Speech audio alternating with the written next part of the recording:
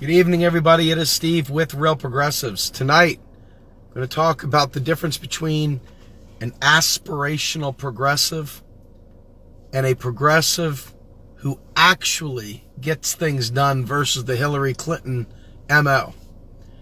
So, what I found, and keep me honest, if this is your experience as well, I want to be able to see if we can share this moment together. It appears to me that many progressives say that they are for certain things, but they don't actually believe any of those things will ever happen. They don't actually believe they can make those things happen.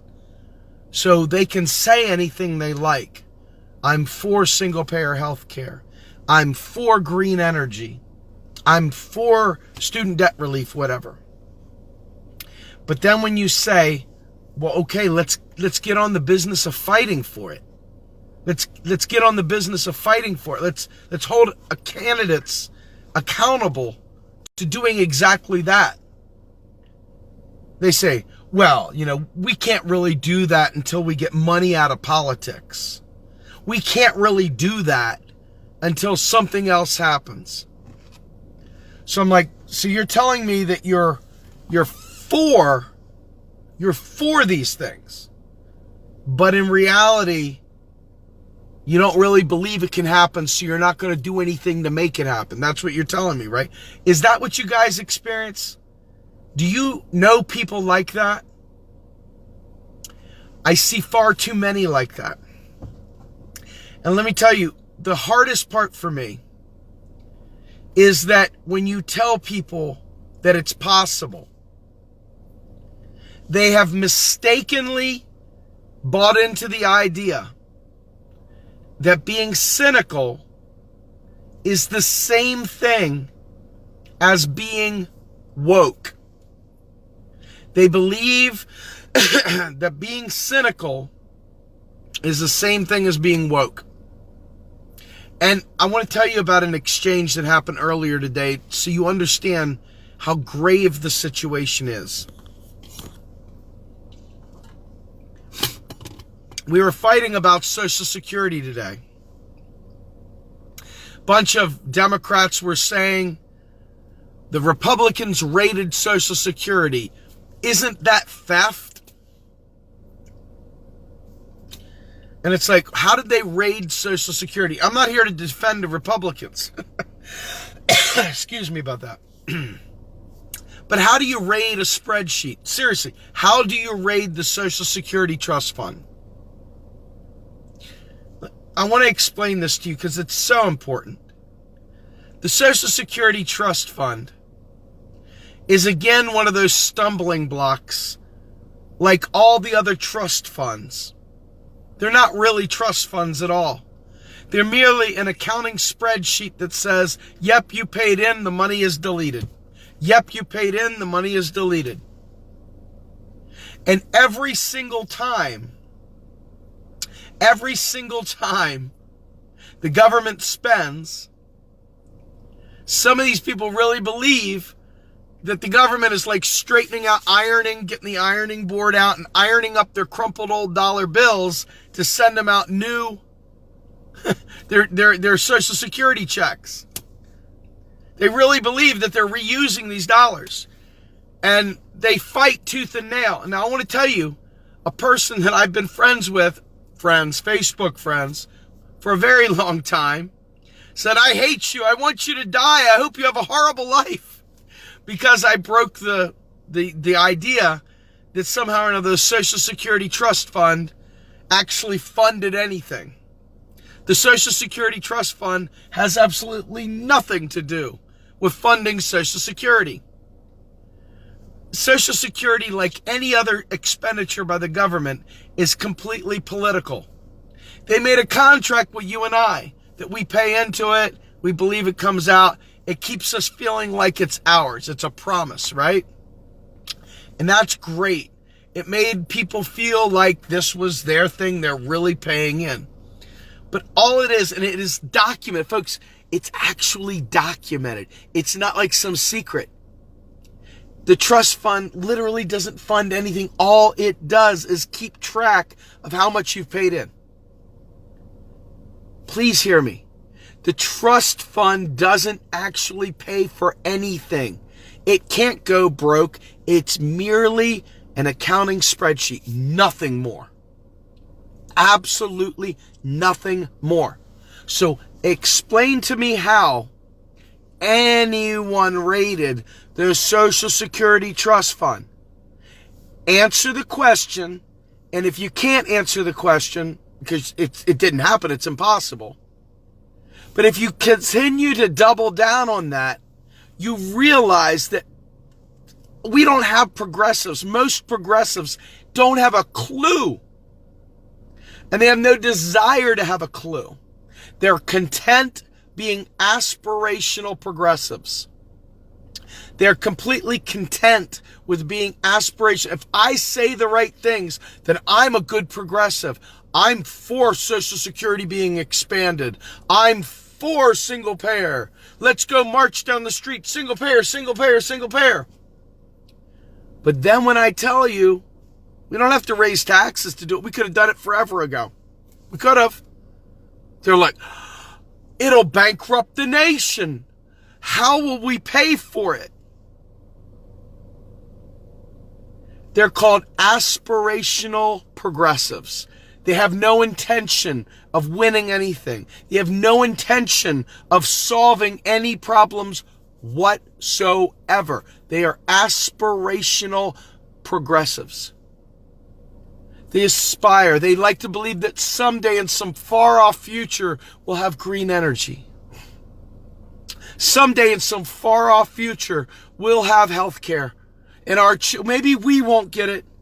Maybe our kids won't get it. But hopefully our grandkids get it someday.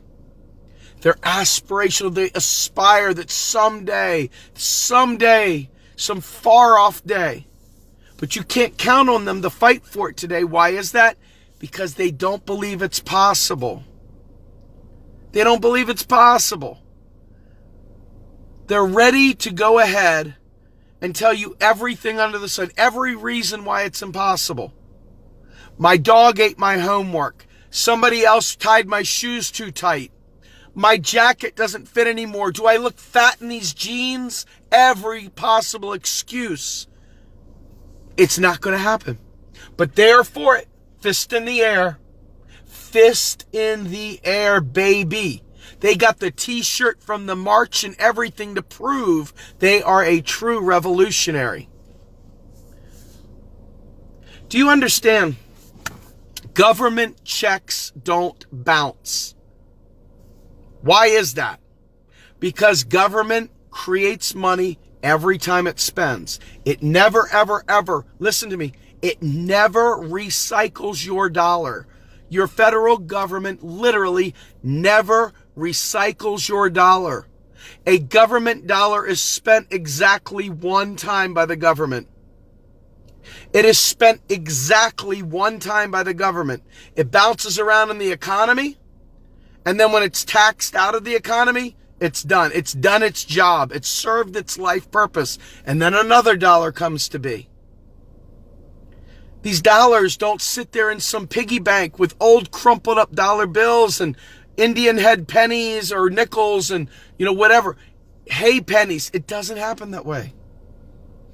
It doesn't happen that way. So when you tell them, guys, we can do it all now. Instead of dreaming small, let's dream big. Instead of dreaming, let's do. Let's be doers.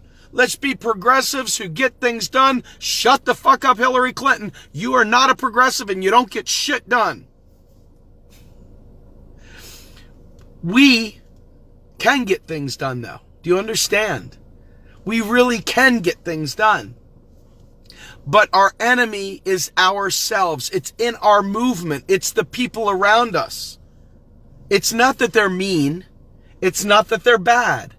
It's that they lack understanding. And they are so committed to the fallacies of the last however many years, because Mama said, okay? They're so committed to these fallacies that when you explain to them that Social Security checks go out the same way every other bill the government spends, they have a heart attack. Now, if you tell me that just vote for progressives is okay, answer me this. What is a progressive to you? Well, I'm going to tell you right now, a progressive to me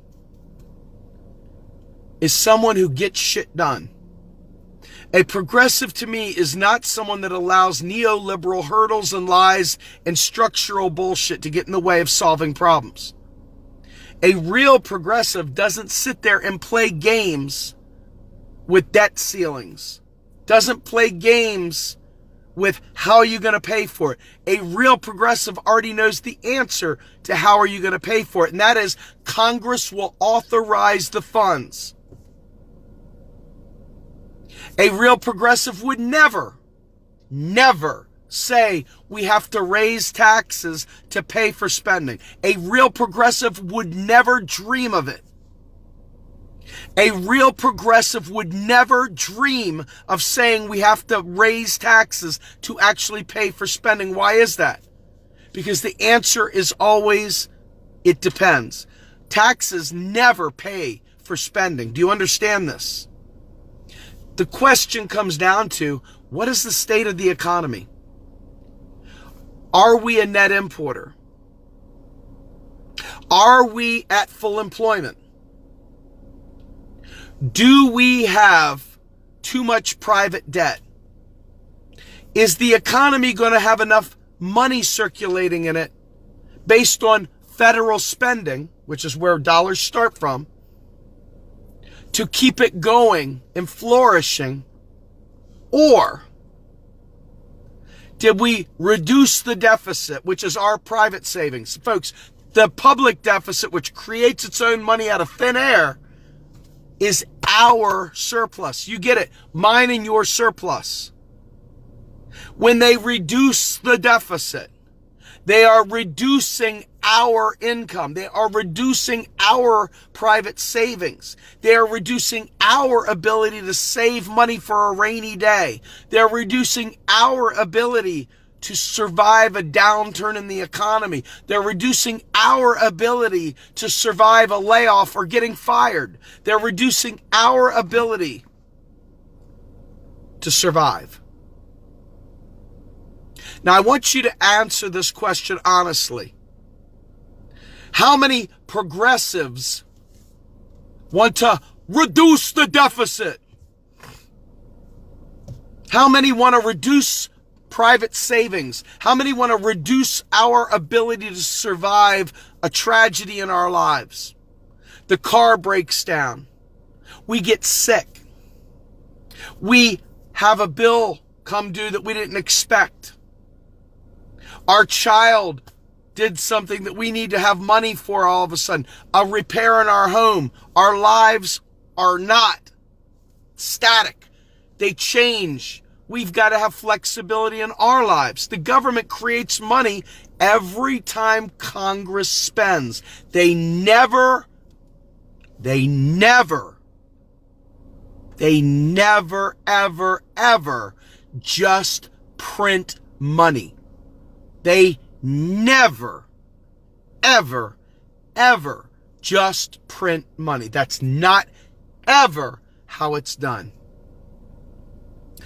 When Congress authorizes spending, new money is spent into existence. When Congress taxes, be it FICA, be it any of the other taxes on your list, at the federal level, mind you, any of them and all of them are deleted. They don't keep a store of old dollars. They're just digital. They delete them. They start from scratch each time they spend. New money spent every single time. Every single time Congress spends, it creates new money. There is no printing more money. I promise you, Folks, if you see someone say, what are you going to do? Print more money. If you hear Jimmy Dore say they're just printing money. If you hear Lee Camp say they're just printing money. Folks, I'm telling you right now, they are not economic people. They have no business talking about it. Chris Hedges, I love you for foreign war shit, but you are economically illiterate, dude. Straight up, man. You got no business talking econ at all, ever.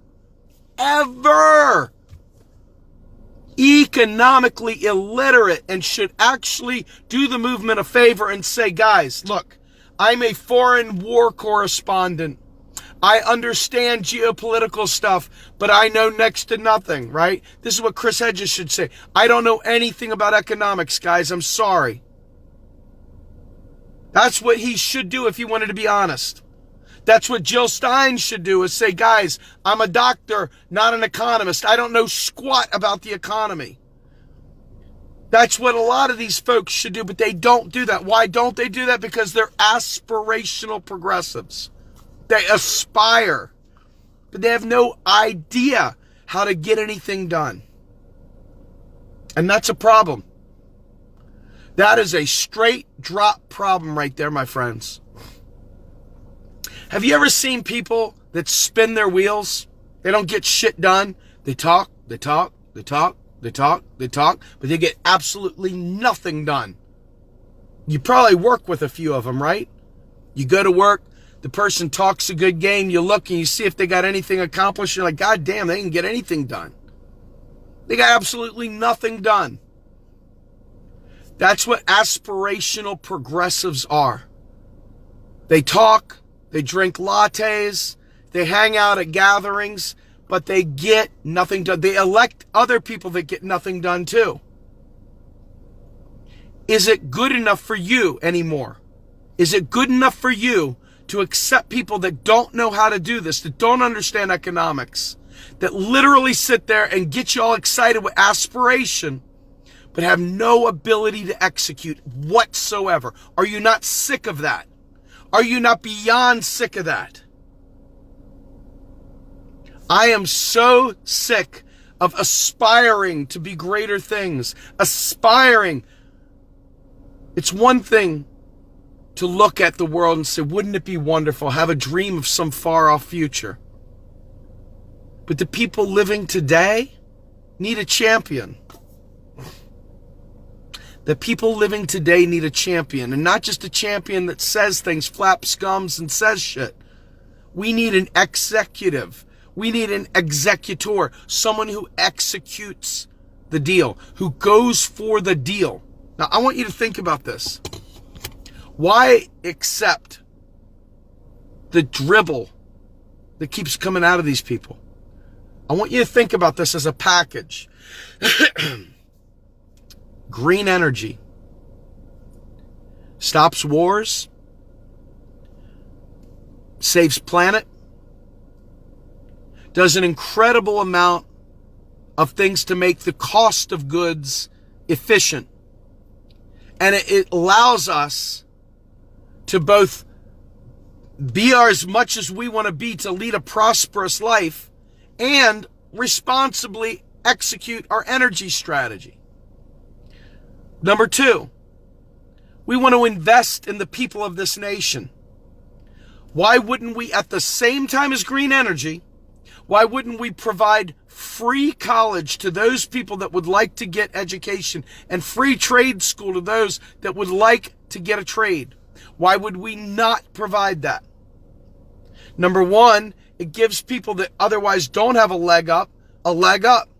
And number two, it keeps away that strapping debt ball around their neck from dragging them down before they ever have their first job. Give them free education.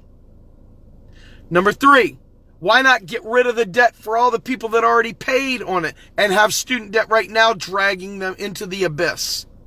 Number one, it saves lives. Number two, it unclogs the economy. And number three, it's just plain all the right thing to do. Why in the world do people have a debt ball wrapped around their neck so that they can lead a productive life in this country? Number four, healthcare. Why in God's name is healthcare really, truly not a right? Now that's aspirational if you hear the people that don't know how to pay for it. But I'm telling you right now, all of this is done at once. We can do all of this at one time. A new deal right there. Bam. Do I need to go into explanations of why we should have health care for everyone? Do I need to explain for even the capitalists why it's good for us to have health care paid for so that we're not taking sick days, so we're more productive at work, whatever, blah, blah, blah. Right? I mean, hey, let's be capitalists for a minute. Doesn't it make good sense that you'd want your employees healthy? Don't you think they might perform better if they're not worrying about a heart attack or their cavities? And then, let's look at the next thing. Paid family and medical leave. Why in the world should parents with children of special needs have to pick and choose whether or not they have a job or not? Why in the world shouldn't they be able to take time off when their kid needs therapy? Why shouldn't they be able to take care of an elderly parent? Why shouldn't they be able to take the day off or take time away to handle their own medical needs and get paid? Shouldn't they? Why couldn't they? They could, they should, and we all agree. I mean, this is Bernie's platform. This was everybody's. Hell, even Donald Trump talked about paid family leave. I mean, goodness gracious. We could add that right in. No problem, right? What about our infrastructure? Think about this. Most of the bridges in America are D-rated and below. I'm not joking. We got horrible, horrible ratings for all of our bridges. Our roadways are garbage. We could have every one of these roadways paved with solar panels and we could friggin' electrify the entire nation and not have to worry about fossil fuels for the most part. There'd be lubricants and other things. But why not? Why are we not doing that yesterday? Why aren't we expanding our power grid so that it handles a futuristic way so we don't have single points of failure that leave our country's defenses in total disarray? You want to talk about a real national security issue? Our power grid is like antiquated to the point of ridiculous. What about all the water pipes and other pipes? Do you know there are pipes still out there that are made out of bored out wood pipes? Bored out wood pipes. Think about that for a minute. Pipes made of wood underground. You think they're rotted yet? What about the clay pipes that are crushed and broken? What about the lead pipes that are putting poison in the water? I mean, folks, all of this could be solved all at once. An infrastructure bill along with all the rest of it. And what about an education bill? Why not give teachers a pay commensurate with raising our children and actually preparing them for the future? Why not take care of making our schools the shining example of what we want our country to look like and be like? Why not make learning actual learning and not indoctrination? Why not invest in our kids? Why not invest in housing and food? Why not invest, folks? I mean, seriously. And we can do this all at one time. All at one time. Now, the question will come up, how are you going to pay for it? If somebody asked you how you're going to pay for it, could you answer those questions? I know I could. I'd kick their ass. I would kick them all over the place if they gave me any backmouth too. I'm serious. I would literally tear after them. I'd give them one shot to listen. I'd tell them Congress will authorize spending. If they push back and talk about inflation or something like that, I will literally climb up on the top turnbuckle and drop the elbow of truth right on their noggin. This is basic shit. Article 1, Section 8 gives Congress the power to do this stuff. But the Federal Reserve, shut up. Federal Reserve was spoken into existence by Congress. All these excuses the aspirational progressive throws up at you as you try to save their children's lives. The aspirational progressive that gets nothing done but throws up every objection along the way. The aspirational progressive who is really a concern troll, who is really someone who was defeated before they got started. who you can't count on when the time comes to fight for a New Deal. You hear people say, yeah, I want a Green New Deal. You're daggone right I do, Chauncey. Give me a Green New Deal, man. Shucks. Give me one. But then when you tell them how to do it, well, you'll devalue my dollar. You ain't devaluing a fiat currency. Shush. Well, what about all the debt to China? It's not the way it works, dude. Quick synopsis on the debt. The debt is every US dollar that is in existence since the beginning of time that has not been deleted by taxation. That's no joke. That's what the national debt is. It's actually our national assets. But we sell treasury bonds. How are treasury bonds bought? They're not bought with Bitcoin, and they're not bought with Chinese yuan. They're bought with US dollars, existing, already spent into existence US dollars. So why do we sell them? They're an anachronism from the gold standard era. There's a stupid idiot law on the books that says sell bonds when we have this. But you know what they really do? Here's what bonds do today. Bonds are there to control interest rates for bank lending. Because we have two ways of getting money into the economy, really. Bank credit or federal spending. We're a net importer. We are not a net exporter. So all the money that we spend leaves the country, which is no big deal because it's just digits. Stop acting like a hoarder. It's just digits. We're trading them digits for their goods and services. I say that's a win. But what about all the jobs? Why aren't they bringing the jobs back?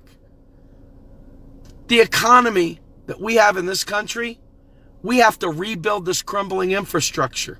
I don't want to twist the ties on a Tootsie Pop, gang.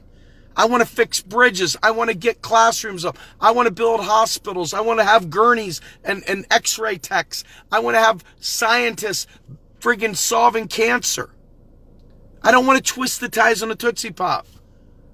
There's plenty of blue-collar work out there. And if we invested in infrastructure, all those blue-collar folk that don't want to do all these high-end white-collar jobs would have a field day, a bonanza. And they could wear their red, white, and blue and flag wave and everything else, and they could be sitting there rebuilding America. Rebuilding the schools, rebuilding the bridges, rebuilding our crumbling infrastructure. And what about high-speed rail? They could do that all at the same time, folks. So our national debt is nothing but savings accounts that China, when they sell goods and services into the U.S., they take the U.S. dollars they get from sales into the U.S. and they park them at the Fed and they buy treasury bonds. That's it. That's it. And you know where the interest comes from? They come from the hard-earned tax dollars. No, they don't. They come from keystrokes. And that's it. That's literally it. Folks, stop following aspirational progressives. Aspirational progressives are a time suck. They're a time waste, and they are literally not fighting for a New Deal. They don't believe a New Deal can happen. They aren't trying to have a New Deal, and all they want to do is tell you about how the Federal Reserve's private. Private Federal Reserve. Tell you silly stuff about the private Federal Reserve. They want to tell you about the Rothschilds. Then they want to tell you about how money and politics, we can't do anything. Have you ever seen the nation know that the country can't go broke and say, hell with they're lying to us. Let's take to the streets for real and fight for a New Deal. Have you ever seen that happen? No, you haven't. You know why you haven't? Because the aspirational progressives are too busy sidelining the goddamn movement. That's why. They're not fighting for a New Deal. They're too busy going out and having a latte with their pinky out. Shaking their booty, ignoring that we could do this stuff now. Hey, as long as we're all friends, that's really all that matters. We're in this together. Hell with that. I want my son who is autistic to get all the services he needs now. I want your kids with autism to get all the services they need now. Aren't you tired of aspirational progressives? Aspirational. I want you to think about what I'm saying. They aspire to something, but they're not going to do it. They have no intention of doing it. They can't answer how to pay for it. And they're busy peddling the lies about Social Security going bankrupt, which screws us all as well. Why not expand Social Security? Why not provide a federal job guarantee? You want a basic income? Expand Social Security. It's already there. You want to make sure no one ever goes without a job that doesn't want to go without a job? Make sure that the government guarantees a job. Serving their local communities, friends. And if you want to tell me your local community is paradise and there's no work to be done and that we need robots, I just know better. I'll just laugh you off. I'll completely laugh you out of the picture. Every community I go to is run down in different ways, except for a few bougie places. Most communities have got shit all over the place. Grass is crappy. Friggin' bridges are peeling. The paint's everywhere. Shit's everywhere. You got friggin' old lights that are rusted and everything else. We could be replacing this shit, making it nice. Don't tell me that all the work is done. It's a lie. It's a blatant, brazen lie. Hate-filled, neoliberal lie. Folks, stop following aspirational progressives. Start fighting for real progressives that get things done and not the Hillary Clinton variety. I'm talking about the New Dealers, the ones that really want it, that understand how finance works and how economics works.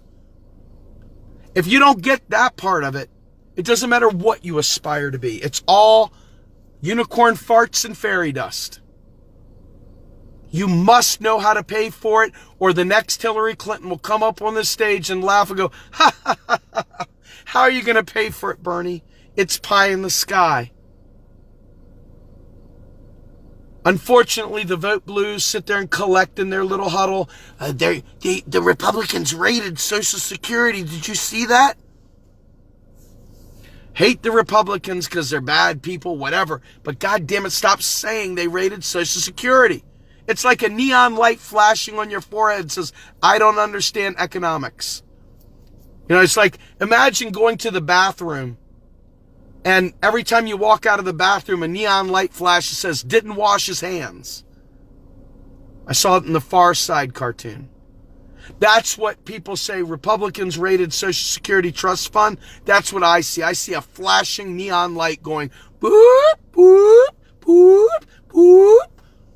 I don't know economics. That's what it says.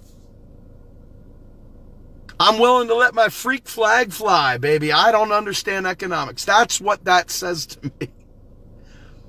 It should say that to you too, because there's enough information out there that we're past the point. We're past the point of ignorance being acceptable. It's laziness at this point if you don't understand this stuff. And I'm telling you right now, this is not a mean thing. I'm telling you, the information is right there, accessible. Stephanie Kelton was on Jimmy Dore the other night, aggressive progressives. And if you look at the comments throughout that thing, there were tons of people, regular Joes. Well, I don't think she makes a lot of sense.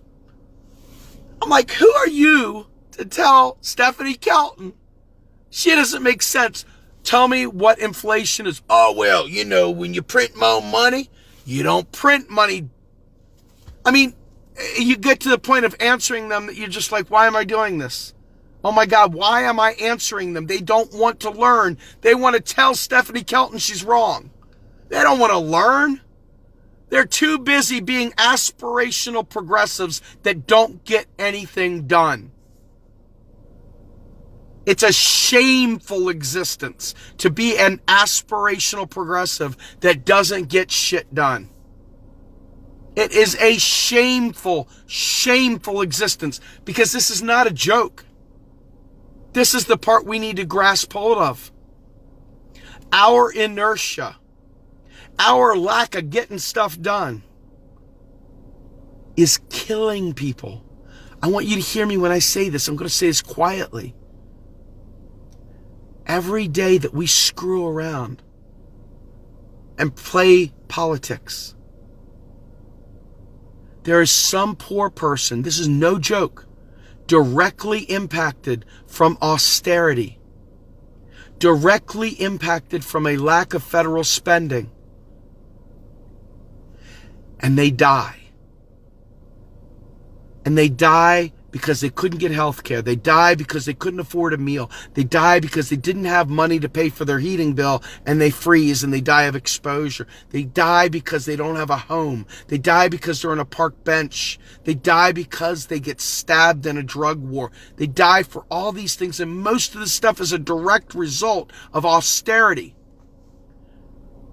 So our inertia, the aspirational progressives, the ones who dream of a future tomorrow that can't do shit about today, those people, I call them murderers by proxy. They really hate when I do that. It gets their feels up to a level 10. Their feels go, woo! But I want to wake people up for real. I'm not an aspirational progressive, folks. I'll be your alarm clock. And I'll take the scorn that comes with it, because I care too much for my son to allow aspirational progressives to hurt my family anymore. I am tired of aspirational progressives misleading people. I'm tired of aspirational progressives making people suffer and die because you want to believe in them, because they say they're for things. They say that they're, of course I'm for health care. Of course I am. Who isn't for health care? Hillary was for health care. I'm for health care. I need to see your deeds. I need to see you understand and take the time to learn what neoliberalism is. I need to see you tell me in spades that you understand that there is no financial fiscal constraint that would stop us from having a new deal. That's when I know you're a real progressive. If you come at me with a bunch of nonsense about Bitcoin, I know that you are not a real progressive. I know that you are not actively fighting to save lives, because Bitcoin is not ever going to replace the US dollar, because you cannot pay your taxes in the US dollar. Because remember what we started this thing with. The dollar is spent into existence one time, and it's done its journey when it's taxed out of existence. You cannot pay your taxes with Bitcoin, and taxes are what gives our currency its value. And as long as our federal government is able to tax, not pay for things with taxes, but create the need for that money, as long as that engine, which is tax-driven money, exists, our money will always have its value. You know, the gold bug fantasy. What about my value? That's it. Taxation, baby. There is an obligation tied to the dollar. There is an obligation tied to it. We can have full employment. We can have every single American educated if they want to be. We could have green energy yesterday and stop sending our kids, like my son who's now in the military. We could have a job guarantee, and we could stop fighting wars for oil because we could have green energy. I'm wondering if I say this in Mandarin, or if I say it in Pig Latin, or if I stand on my head, rub my stomach, and pick my nose, if people will hear it better. because I've said this for years and years and years. Every day along the way, I have been fighting this battle. And I still see people suckling around aspirational progressives who get nothing done.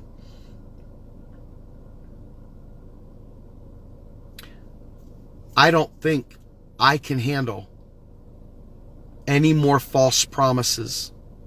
I don't think I can handle hearing another progressive say they got to raise taxes to pay for stuff. I don't think I can handle it. Why is that?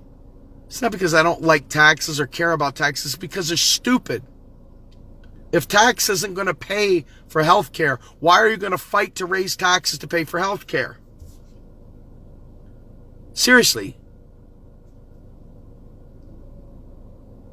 People don't understand economics. They say stupid stuff about inflation. It is an abomination. The worst people in the world say stuff about hyperinflation. Well, if we print more money, won't we be like Weimar? Won't we be like Venezuela? Won't we be like, whatever, Zimbabwe? I mean, they're like the worst people in the world. I've done this so many times, but I'm going to do the hyperinflation spiel one quick time. Weimar Republic didn't print a bunch of money and all of a sudden go hyperinflation. Germany got their ass kicked in World War I, and the Treaty of Versailles was punitive and hellish. They made all their debt, their war debt, payable only in French francs. The German people couldn't pay the debt in French francs. So they kept printing money trying to overcome the French franc debt. They had no productive capacity whatsoever. They were decimated by the war. Never, ever allow someone to say, what about Weimar? Has nothing to do with printing money. You have my permission to take it out on them because that's just stupid. Now we're going to go to Zimbabwe. Zimbabwe was an agrarian society, had very little exports, very little industry, anything. And Mugabe took away the farmland from the white colonizers and gave it to the people. Sounds good, right? The people weren't trained on how to farm. Their farms went belly up. The crop production went completely to shit. And people were fighting over the scraps of production. This little teeny bit of available food. And it didn't matter how much money you printed. It wouldn't matter. The production wasn't there to meet the demand. Anybody ever brings up Zimbabwe again, you have my permission to literally freaking jump off the top rope and drop the elbow of truth on them. Venezuela, well, one of the big things about all hyperinflation is political corruption and political, issues going on, like all kinds of instability. Well, we all know that the United States has not been too kind to Venezuela with its CIA operations, disrupting. But Venezuela did a couple things that were really stupid. One of them was pegging the bolivar to the US dollar, leaving it ripe for any kind of screwing around. The other thing that they did, which was just horrible, is the fact that they had a single export really in the petroleum industry. And guess what? There's a lot of other places that have petroleum. They could change the prices and literally bankrupt Venezuela. I want you to hear what I'm saying. They pegged their currency to the US dollar. There's political corruption. They got a single export, and their entire economy was dependent on it. Don't ever bring up Venezuela as a reason for the United States not to do what it must to take care of its people. You have my permission, if someone brings up Venezuela, to climb up on the top rope and drop the elbow of truth on them very, very hard. 3 instances that are always brought up. 3 instances absolutely crushed. Crushed! 3 instances, boom, boom, boom. Done. No more allowing people to talk about hyperinflation without being ready to literally decimate the argument. You've got it in spades. Weimar, production capacity issues, debt denominated in French francs. Venezuela, a single commodity economy, pegged their bolivar to the US dollar, and political corruption. And Zimbabwe, a lack of production, a single real crop or a single industry, and the people didn't have the ability to produce enough to meet the demand, and the entire economy collapsed. 3 issues, none of it had anything to do with printing money. When you know this, when you hear that, and I could say it over and over and over again, you begin to understand why my patience is about razor thin with people that throw that nonsense up when we're trying to save our own lives, save our own kids' lives, and they're, wait a bit, oh yeah, Weimar worked out real good for them.